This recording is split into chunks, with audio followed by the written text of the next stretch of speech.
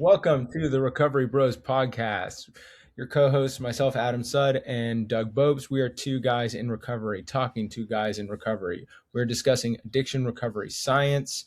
We're talking about casual conversations, real life conversations, and discussing real world tools that you can use in your life.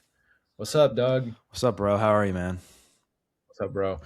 We are talking about fitness in addiction recovery. This is a conversation that I think you specifically are going to have some really great insight into. I also have a journey of using fitness in recovery and finding unbelievable value in it in regards to addiction recovery. Let's get started, man.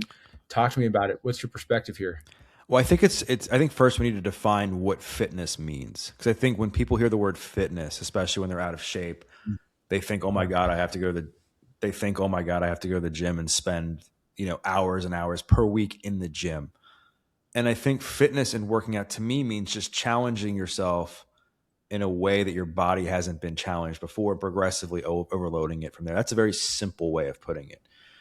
And Yeah. if you think about what fitness does, there's not many things that will improve your self confidence, help you manage discomfort, help you feel better about who you are, get you forward thinking, help you build a stronger community, help you improve your overall health and wellness, longevity, aging, brain. I go on like fitness. And so I Yeah. say that because a lot of times when people are entering into recovery, it's like doomsday where you're feeling so poorly about yourself, as we've talked about a number of times already in this show, and you don't know what to do. And so I think fitness becomes this mechanism that can help you escape from rock bottom. And I know in my experience and yours, it played a pivotal role. But I think looking back now, I think the reason that it did is because of those things. When I started to exercise, it helped me establish discipline, which is something I needed in recovery. It got me to be comfortable being uncomfortable, which is something I also needed. It taught me consistency. It taught me the value of showing up for myself, even when I didn't want to. It got me to manage my emotions in a different way. It changed the way I viewed myself, my identity. And so I could go on and on. I would love to hear your perspective and like kind of rebuttal from there. Well, I agree with basically all the reasons that you find it valuable. I think that one of the things that it's voluntarily confronting discomfort, right? So that's something that most people in recovery eh, that is a lesson hard learned. And so one of the things that you would want to do, I think, is find a way to learn to voluntarily confront discomfort as a way of imposing order into your life, right? Like so, addiction in my opinion, it disorganizes your day, it fractures trust, it destroys sleep, it corrupts appetite, it weakens your body, it damages your relationships, it turns you against yourself, right? And fitness can be one of the first ways a person can begin to reestablish order. I would say that it it it teaches you that fitness reverses the pattern of unraveling that addiction brought into your life, right? So addiction discomfort says get out of this now, and fitness discomfort says stay here long enough to become stronger, right? And so like that's just that singular point right there might be all we need to say about evidence enough that you should be doing this profound psychological reversal. It is. And I think what also happens when you get into recovery is you have to find ways to like deal with the suck in the short term. And one of those ways is by using fitness.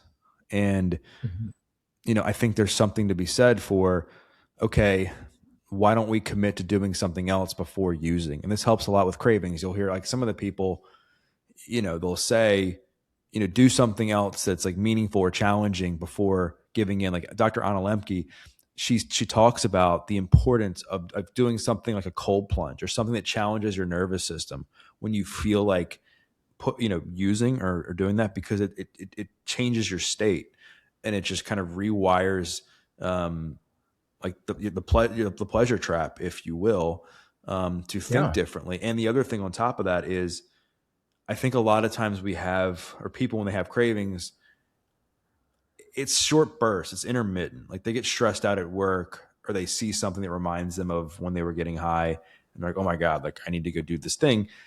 And it's like when you do something else that's productive, like going for a walk or even getting into the cold plunge or sauna or something, it helps you create separation between the stimulus and like the action you're going to take, once that Yeah. stimulus is activated. Yeah, the distress tolerance Yeah. experience, right? I think that when you actually look at what research has shown on the impact of fitness and addiction recovery, is that it reduces cravings and withdrawal pressure, which I think you could even relate to what you just said, right? So if it reduces withdrawal pressure, there we must be seeing some kind of lever being pulled within the individual's psychology. They must be able to tolerate it better. Exercise, and I think there was a 2025 meta-analysis that found that significant reductions in substance use outcomes after exercise interventions. And I know that there's been even more recent reviews reporting improvements in cravings, withdrawal symptoms, quality of life, sleep, mood, like all of it, right? So mechanistically this makes sense, right? That this works. I think that if you even we go into a little bit further, it's about like more than just the voluntary suffering. It's about learning that not all discomfort equals danger, right? That some discomfort is the price of adaptation. It's the price of becoming the person strong enough to tolerate things that are difficult to tolerate today. Right? That's like really a big part of recovery is that you don't become stronger by avoiding the discomfort. You become stronger by facing the discomfort voluntarily. And I think that it organizes, it's you saying, I'll not organize my life around immediate relief anymore. In fact, I'll organize it around who I want to be tomorrow. Mm. And it goes back to the idea of creating this future self that we want to become, Yes. right? And Yes. that's what I think fitness kind of it marries a lot of these things we've already talked about. Focusing on a new version of yourself, identity, not harping on your past, choosing different habits, choosing a different lifestyle. And when you start to orient yourself towards that new version of you, what happens with fitness is, and it's not just like, somebody who's competing or working out at a high level. If you go out and you go for like a 5-minute walk, there's a very good chance you're going to want to do more. Why? Because Mm. it's going to allow you to finally do the thing that you've been knowing you should do. Most people who, um, are hesitant about walking, if they're physically able, know they should probably be exercising more. And then when they do it, they're like, oh, I finally checked that box I should have been doing. Like, oh, that wasn't so bad. I did 5 minutes. Maybe I can tolerate 6, 7, 8, 9. And what that does is now you're forward thinking. You're like, okay, like what's going to happen when I get to 12 minutes? Oh my God, maybe I'll actually end up like jogging a mile if I'm physically able to. And that's how it all starts. It doesn't just start with, you know, um, running a marathon day one. I think the couch to Right. 5K concept is great. I think the messaging around it is misleading because people think that, oh my God, I'm just going to be able to go from a couch to a 5K. It takes a long time if you're out of shape and overweight or deconditioned because of addiction to do that. Well, I know that for me, early on in recovery, one of the things that going to the gym allowed me to do was to replace the moments that I would avoid because I was angry or because I was frustrated or because I was sad or because I, was in any given state of bad mood. It allowed me to actively participate in something that wasn't wallowing, right? It wasn't sitting there going, I just want this to end. It was a way for me to take all that and put it somewhere and let it be put to use, right? Let it be something that if I was to continue to do this instead of being angry. Okay, well I'm angry. Great. What am I going to do? Just be angry? Now it's even harder. I'm going to probably be angry tomorrow. I'm 20 days sober. I'm probably going to be angry the day after that. I'm probably going to be sad. These things are going to happen. I need to I need to have something that I could participate in that allows me to be distracted from that feeling and produce a better version of myself tomorrow, right? The addicted brain in me said, dude, this sucks. Get out no matter what. Figure it out. Find the cheapest way to not feel this. And I think that fitness requires the opposite, or it allows you to do the opposite, which is do this thing also so that life becomes less unbearable tomorrow or maybe a week from now. Maybe it's, but it's like, here's what you can do. Like, go and do the thing, put your body to work, let this, I think they say, emotions, there's that saying that like you need to go and you need to metabolize the feelings, right? That's what some of my friends said, dude, you need to go out there in the gym and like metabolize those feelings, bro. And I loved it. I found it like a sanctuary for me. I love that because I love that, and I relate to a lot to what you just said because I remember when I was in jail, people there were like, "Hey, when you can't do a rep, think about what makes you angry." And I had all this Yeah. negative pent up energy that I didn't really know what to do with. I didn't know how to channel that, like the dark side of pain, if you will. But once I figured out a way to unlock it, it became a great mechanism for growth early, especially early on. After a while, it gets kind of old, and you can only think about how terrible your life was for so long. But you think about these things, and it gives you a reason to keep going because Yeah. sometimes you're so unconfident in where you're at in that moment.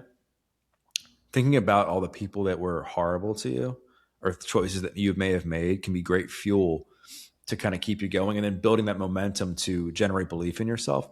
And the other thing that I think why fitness is so powerful is, what's the number one thing or top three things I should say that people want when they're in recovery? It's community, it's people, it's new Oh friends. yeah. And there's no better place to meet people than at the gym or at pickleball or at yoga, Pilates, like because there's people there that most of the time I would say, they're not addicted to the game anymore. They're not partying like crazy.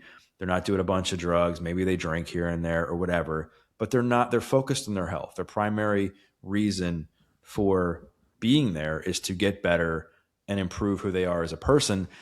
And then you start to meet like-minded people. And now you start to develop a new core group of friends so that you're not using the excuse of, oh my God, I'm going to go back out and hang out with these people because I'm lonely. I also think it is a great way to build self-esteem. And I think more so in that I love the way I look.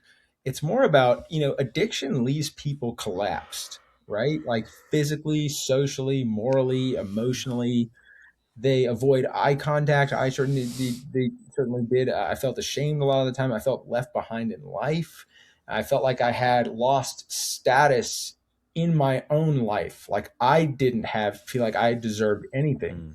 So fitness really helped me rebuild an honest form of status, not arrogance or superiority or image, whatever, but competence. I began to feel as I started to do this thing more often, there was a moment where I met that point where I was like, this is as far as you could ever expect yourself to go in the gym. Because in the beginning, you have really serious limiting beliefs. Like, how could I ever believe I would be capable of being able to bench press 200 pounds? I never went to the gym. So, like, the idea of that was just like, nah. And then that line comes in there, you are doing it. It's like, oh my gosh, I am stronger than I ever thought I would ever be. I kept a promise to myself. That's how I got here. I tolerated huge amounts of discomfort. That's how I got here. I showed up on days when I didn't really feel like it. That's how I got here. I'm demonstrating that I have the capacity to become someone that I can respect. And that's enormous in recovery because shame doesn't, I would say, shame doesn't dissolve through positive affirmations alone. You and I have talked about this. Shame dissolves when someone repeatedly acts in a way that is worthy of self respect, right? And that's your own priorities and values that would determine it. And oh my gosh, committing to a fitness routine and seeing yourself go there and do the thing, not when it's easiest, but especially when it's the most difficult to do so. Even today, Doug, you probably agree. The days when I don't want to work out and I go to the gym and have an awesome workout, those are my favorite workouts. Those are the ones where I feel like That's where I feel like the most on top of the world. Absolutely. It's like the days you don't want to go are the days you need to go, because that's what Yeah. that's where the discomfort threshold tolerance comes from, Yes. is showing up on those days. And I think that's I think the next part we should cover is like, how do people get started, because I think people can be intimidated. And what I will say is, I mean, it's this fine line between not being a victim about it and like, oh my god, everyone's so out of shape, so much in so such better shape than me, or I've never been to a gym before. It's this fine line between the excuse part and figuring out something that you like to do. And I Hmm. think if you can figure out, like, okay, is it going to be Pilates today, hiking, the gym, yoga, spin? Like, forget Googling what's the best workout program to do, because that's not going to be as Yeah. relevant.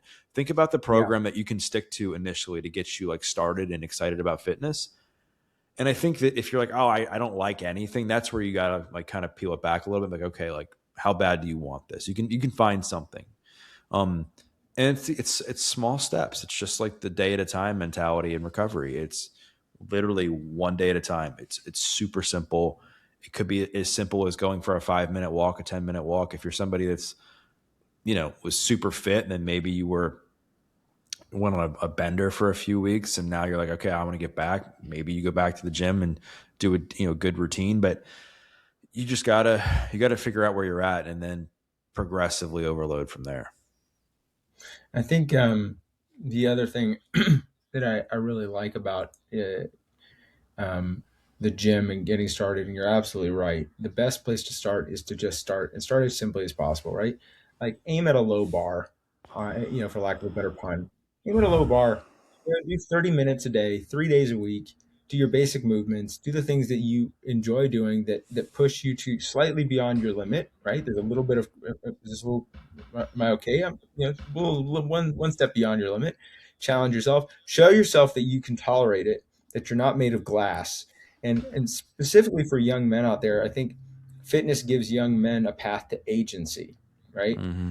That a lot of young men in addiction are not just chemically dependent; they're aimless, right? They're ashamed, they're under challenged, and they're overwhelmed, and at the same time, and they have energy with nowhere noble to put it, and they're desperate for respect, but they've not built anything that would justify it. So fitness gives people a concrete path to agency. You show up, you train, you get stronger. I'll tell you one thing: the gym is maybe the most honest place you can ever go. You will get exactly what you give. Nothing more, nothing less. You cannot lie to yourself in the gym. The results will never lie. So it's a place of honesty, and it teaches you the value of telling the truth. You find better friends in the gym. You carry something heavy and you become useful. I think for young men, that's a phenomenal battleground of learning. Is get in the gym, man. Like it's the most honest place you'll ever be. It will demand everything you've got, and if you give it everything you've got, it will give you everything you want. May not may as fast as the person next to you, but you'll get it. And it's like, how valuable is that? The ultimate expression of what you can do written all over you. Well, and I think the other part too is that people are afraid that they're going to be judged by being the newcomer. It's the same thing. Like, frankly, with going into like a meeting for the first time, it's how many people judge you? None. And Yeah, if right. there is somebody No. that's kind of like weird and awkward, same thing with the gym. Like, there's no one who's like checking you out to see how much weight you're lifting. I mean, I don't think I've ever like looked at someone and frowned and like judged them based on what they were. I've looked at somebody No. doing like a kind of like a weird exercise, and I've kind of been like, I don't know what this person's doing. But when it comes to like a newbie in the gym, I've never been like, oh my God, that person's a loser. If anything, they inspire me the most. I'm the most inspired in the first 2 weeks of January when you see that person come in. You know that they're anxious. You know that they're scared to be there and they're not sure they belong, and yet there they are working their asses off. I'm like, that's the toughest person in the gym today. It sure as hell isn't the person squatting 600. It's that person, and that's the reason why I want to work out harder. It's like, trust me, I remember when I first went to the gym, I was over 300 pounds. I was incredibly embarrassed, and I'd never been received better in my life by anyone than the people at the gym I started working out. They saw me come week after week, and they go, they'd applaud me. They'd be like, dude, I see what you're doing here. This is awesome. Like, way to go. No quitting you. Right? Like, give people the opportunity to do that for you. Not everyone will, but someone will. And trust me, it matters. So if somebody's listening to this and they're like, all right, I get it. Fitness is important. I'm going to get started today. Like, what do you think is a good first step for them? I think the best thing is to ask yourself, what would you like to explore from a physical standpoint, right? Do you want to get stronger? Do you want to run long distances? Do you want to, what is it that you would be interested in so that you would do the thing long enough, right? Or maybe it's you start with a extremely low barrier of entry, which is I'm going to go to the gym twice a week for 45 minutes and I'm going to do 3 lifts in the treadmill, right? I think fitness matters in addiction recovery because it teaches the recovering person to voluntarily confront the very thing that addiction taught them to avoid, which is discomfort.